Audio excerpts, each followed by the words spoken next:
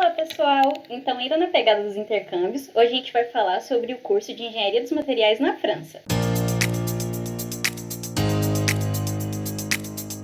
Oi, Caroline!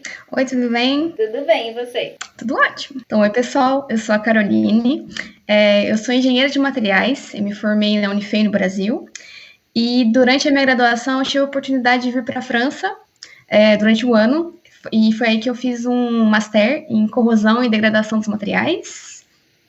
E depois da minha graduação, eu tive uma outra oportunidade de voltar aqui para a França para fazer um doutorado. Então, eu fiz um doutorado em corrosão e caracterização dos materiais. Era ligado um pouco à gestão de rejeitos nucleares. E daí, logo depois da minha graduação, eu acabei continuando aqui na França. E hoje eu sou engenheira de pesquisa no Instituto Francês do Petróleo. E eu trabalho ainda mais com caracterização dos materiais, né? Hoje eu trabalho com caracterização. Tá, então a primeira coisa que você falou foi que você foi fazer um master. E o que seria isso? Então, na verdade, eu acabei descobrindo um pouco o que seria esse master quando eu cheguei na França. Porque o que acontece? Eu participei do programa do governo, né? Que hoje eu acho que não tem mais, que era o Ciências Sem Fronteiras. Então, na época, eu estava no 4º ano da graduação no Brasil, engenharia de materiais, então são 5 anos, eu estava no penúltimo ano, quando eu me inscrevi. E daí, o programa, ele deixa você escolher algumas opções, né, de universidade. Então, eu tinha algumas opções, mas assim, eu acabei indo para uma outra universidade. Então, eles que me propuseram um curso, né? Então, quando eu recebi a proposta, estava escrito lá, Master 1 em Corrosão e Degradação dos Materiais, Universidade de La Rochelle. Mas, assim, eu não tinha a mínima ideia do que seria isso, porque eu tinha uma visão do meio que o Master seria o equivalente ao mestrado no Brasil. Mas quando eu cheguei aqui na França, eu descobri que era um pouco diferente.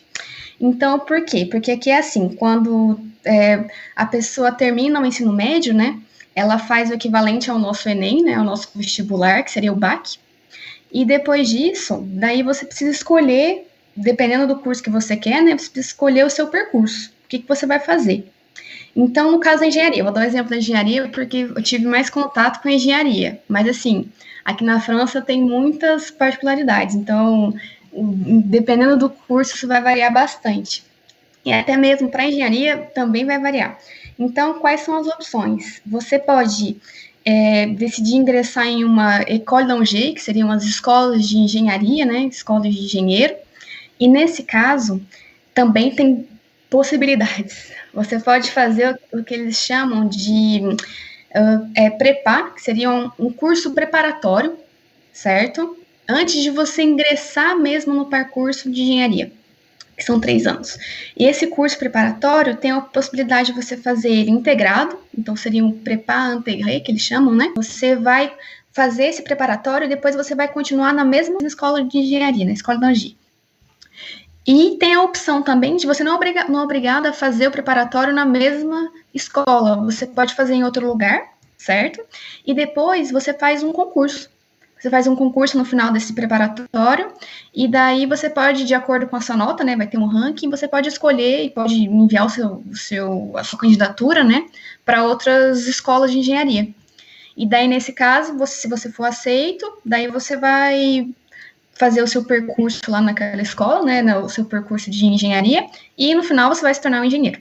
Então, é um pouco diferente da engenharia no Brasil, porque se você for pensar, você já escolhe no início qual universidade e qual engenharia você quer fazer. Então, aqui não, o começo seria esse preparatório, onde você tem principalmente física, matemática, química, nessa parte, e daí depois você escolhe realmente qual vai ser a sua especialidade e você inicia o seu percurso de engenharia. Mas isso é uma possibilidade. Lógico que tem gente que, por exemplo, até para estrangeiros, chegam aqui e querem entrar numa escola de engenharia direto. Existe também a possibilidade deles avaliarem o seu dossiê, avaliarem, assim, todo o seu currículo e decidirem se eles vão ou não te aceitar. Mas nesse caso, então, seria o percurso École d'Angers, certo? A outra possibilidade é você entrar numa universidade, numa faculdade. E daí, nesse caso, você pode fazer 3 anos do que eles chamam de licence, e daí você pode, por exemplo, na onde eu estudei, na Universidade de La Rochelle, lá eles tinham, por exemplo, licença em ciências dos materiais, física, química, tinha várias possibilidades, No final desses 3 anos, você já vai ter um diploma, certo? Você já vai ter o diploma naquilo, e você pode, se você quiser, complementar com um Master, que no caso são 2 anos, é o Master 1, Master 2, e daí, nesse caso, no meu caso, né, era um Master em corrosão e degradação. Então, o pessoal da minha turma, por exemplo, várias pessoas tinham feito antes ciências materiais, ou física, ou química, complementaram com esse Master, e depois desses 5 anos, eles começaram a trabalhar também como engenheiros, no caso, engenheiros de corrosão, né, porque eles escolheram esse Master mais focado para corrosão, e o Master também tem duas possibilidades. Você pode escolher um Master que eles chamam de mais voltado para a área de pesquisa, então um Master Recherche, e tem também um Master que é mais ligado para profissional, então um Master Professionnel. Tem as duas opções também. Então, para o pessoal que quer, por exemplo, já um doutorado, você tem a possibilidade de escolher já um mestrado, no caso, um Master mais voltado para pesquisa, e depois ingressar num doutorado. Tá, então isso significa que o percurso mais o Master 1 e 2 seria mais ou menos equivalente ao que a gente tem aqui na nossa graduação de engenharia, né? Que dura 5 anos. Sim, eu consideraria que é equivalente. Que ou a pessoa faz o preparo, a classe preparatória, que depois entra no percurso de engenharia numa escola de engenheiros, ou a pessoa que faz essa licença e depois o master, que nesses dois casos seria equivalente à engenharia no Brasil. E para quem fez engenharia, eu acho que é ainda mais interessante, porque a engenharia já dura 5 anos, aí depois faria mais 2 anos de mestrado, se fosse no Brasil, depois mais 4 anos de doutorado. Então, tipo assim, fica um tempo infinito aí para você ser doutor, enquanto você pode terminar sua graduação aqui e já ir para o doutorado direto. Isso é bem legal. Sim, isso é uma vantagem. Eu tenho vários amigos que fizeram engenharia no Brasil e depois vieram direto para o doutorado. E como que foi a sua seleção para o doutorado? Então, a minha seleção ela foi um pouco diferente, digamos assim, porque assim, eu não procurei um doutorado. É porque quando eu estava aqui, né, que eu fiz esse 1 ano de intercâmbio, no final a gente tinha que fazer um estágio para poder validar tanto esse master, né, que eu estava fazendo, mas também fazer a parte do programa.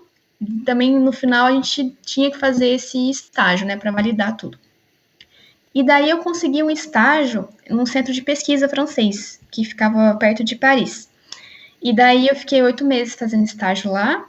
E quando eu voltei para o Brasil, para terminar minha graduação, o meu supervisor na época, né, meu orientador do estágio, ele me ofereceu uma vaga para voltar para cá para poder fazer o doutorado, porque eles tinham uma vaga, né, era no mesmo, exatamente com a mesma coisa que eu trabalhava antes, era o mesmo tema. E daí, como eu já trabalhei 8 meses no estágio com isso, daí ele me propôs essa oportunidade, né? Daí eu aceitei, a gente fez uma entrevista, né? Mas ele já me conhecia, né? Ele já tinha trabalhado comigo 8 meses, a gente conversou que ia ser um pouco diferente, porque não era mais um estágio, né? Ia ser uma tese de doutorado. Daí eu disse que eu queria, eu aceitei, né? E foi a partir daí que a gente deu início realmente à minha candidatura. Então, eles já tinham a vaga, eles já tinham um tema, e daí eles já tinham financiamento, tinham tudo. Então, eu tive que enviar o meu currículo, né? Eu tive que enviar cartas de recomendação. Então, na época, eu pedi algumas cartas de recomendação para os professores meus da Unifei. E tinha que enviar também o que eles chamam aqui de carta de motivação, que seria uma carta onde você se apresenta e você diz por que você gostaria daquela vaga, por que você gostaria de fazer esse doutorado. E daí eu tive também que enviar algumas notas e vários documentos, né, para mostrar um pouco sobre como eu era como aluna, né? Então eu tinha que mostrar isso. Então tudo que eu tinha, todos os certificados que eu tinha, tudo adicionei nessa candidatura. E aí eles apresentaram isso para o centro de pesquisa e daí eles validaram minha candidatura. Mas a seleção é só realmente a pessoa envia um currículo, né, envia essa carta de motivação, faz uma entrevista, se eles gostarem de você, aí eles vão dar início à sua candidatura. E daí foi assim que eu comecei o meu doutorado, mas então foi um pouco diferente, né? Não fui eu que fui atrás, passei por uma seleção com várias pessoas, então eles me propuseram porque eu já tinha trabalhado com isso antes. E o seu doutorado, então, foi feito num centro de pesquisa. Isso. É que aqui no Brasil não tem tanto centro de pesquisa, sendo que as pesquisas são feitas Uhum. majoritariamente dentro das universidades públicas, né? E normalmente a gente vai fazer doutorado dentro de alguma universidade. Então o seu já foi um centro de pesquisa. Lá também é uma universidade ou essas coisas são separadas? Aqui na França, você tem várias possibilidades, você tem vários tipos de tese, que se chamam, vários tipos de doutorado. Você tem os doutorados nas universidades, então você pode a universidade ela tem vários laboratórios, ela tem vários pesquisadores. E geralmente esses grupos de pesquisa, né, eles pegam doutorandos, pegam estagiários para trabalharem com eles. Então, eles têm também essas vagas de doutorado. Algumas vezes são esses próprios laboratórios, esses próprios centros de pesquisa, que eles têm um investimento próprio, né, eles têm um dinheiro próprio, então eles mesmos financiam essas teses, elas são da universidade, mas são eles que financiam, ou então eles podem pedir um financiamento para a universidade. Então, é a universidade que vai pagar o salário desses doutorandos, certo? Então, tem esse tipo de tese. Então, eu tive menos contato com esse tipo com essa modalidade de tese. Daí tem as teses de centros de pesquisa. Então, são centros de pesquisa que vão financiar essa tese. Ou então, eles têm também algumas colaborações, algumas vezes com algumas empresas. Então, pode ser que a tese seja parcialmente financiada por uma empresa, parcialmente financiada por um centro de pesquisa. Então, mas é o que acontece? O doutorando que trabalha nesse centro de pesquisa, então, ele é empregado por esse centro de pesquisa, certo? Ele vai receber o salário do centro de pesquisa. Mas ele precisa estar ligado também a uma universidade, porque depois ele vai defender a tese, vai receber o título dessa universidade. Então, eu posso dar um exemplo do meu caso. Eu trabalhava nesse centro de pesquisa, que era um comissariado de energia atômica aqui da França. Eles que pagavam o meu salário, eu trabalhava lá o tempo todo, no laboratório deles, mas eu era ligada à Universidade de Toulouse, porque foi lá que eu defendi minha tese, então o meu título de doutorado foi dado pela Universidade de Toulouse, mas assim, eu fui lá 4 vezes em 3 anos, entendeu? Mas o meu diretor de tese era ligado a essa universidade, certo? Porque aqui eles têm uma habilitação que eles chamam, que é a HDR, que é uma habilitação para poder dirigir pesquisas. Então, essa pessoa que foi meu diretor de tese, ele tinha essa habilitação e ele era ligado a essa universidade. Mas eu trabalhava 100% do meu tempo no centro de pesquisa e eles me pagavam. E tem ainda um outro tipo de tese, que eles chamam aqui de tese CIFRE, que são teses que são financiadas 100% por empresas e você trabalha dentro da empresa. Então, vamos dar um exemplo. Eu tenho alguns amigos que trabalham na Safran, e daí eles trabalham 100% do tempo lá, e eles são doutorandos, então eles desenvolvem coisas lá, mas mesma coisa, eles trabalham lá, mas eles são ligados a uma universidade só para eles receberem o título depois de doutor dessa universidade. Mas a tese é financiada pela empresa. E daí o valor também dessas bolsas, né, desses salários, eles variam de acordo com o tipo de tese. Então, a que ganha mais é a tese nas empresas, elas são as que ganham mais. Depois vem as teses nos centros de pesquisa e depois vem as teses nas universidades. Mas na universidade você tem a possibilidade de dar aula também. Então você pode complementar ainda um pouco o seu salário. Se você der aula, você pode complementar. Então, os doutorandos, eles recebem salários mesmo, né? Porque aqui no Sim. Brasil a gente recebe bolsas. E a bolsa vem até no seu contratinho escrito que isso não é salário. Ou seja, Não. você não tem direito a nada, né? Nem seguro-desemprego, nem 13º, nem férias, nada. É uma doação. Eles vêm como uma doação, só que se for ver, a gente trabalha pra caramba e estuda pra caramba, desenvolve pesquisa, mas é considerado uma doação para você também, né?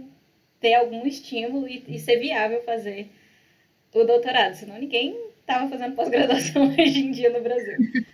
Nossa, eu achei muito legal essas informações. Realmente o sistema de tanto graduação, sei lá, o mestrado, né, o master aí, que a gente não sabe se é bem um mestrado igual daqui, e de doutorado é bem diferente do daqui, é muito legal, que parece que aí tem muito mais possibilidades do que a gente tem. Então, Carol, eu te agradeço muito por ter aceitado participar aqui do meu projeto. É muito difícil falar de ciência, ainda mais enquanto a gente é doutorando e ainda resolve de fazer vídeo para o YouTube, mas eu acho que é super válido. Não, eu que agradeço, foi muito bacana conversar com você, mas eu acho que isso é muito importante, porque isso motiva muitas pessoas, né? Muita gente tem vontade de fazer um doutorado, mas tem aquela dúvida, não sabe, tem medo, né? Porque acha que assim, que depois não vai ter emprego, que vai se limitar a só um tipo de carreira, mas não, a gente tem que incentivar a pesquisa, né? Incentivar outras pessoas a fazerem pesquisa. Então, o que você está fazendo é muito bacana para incentivar essas pessoas. Ah, obrigada. Então, tchauzinho. Tchau, tchau!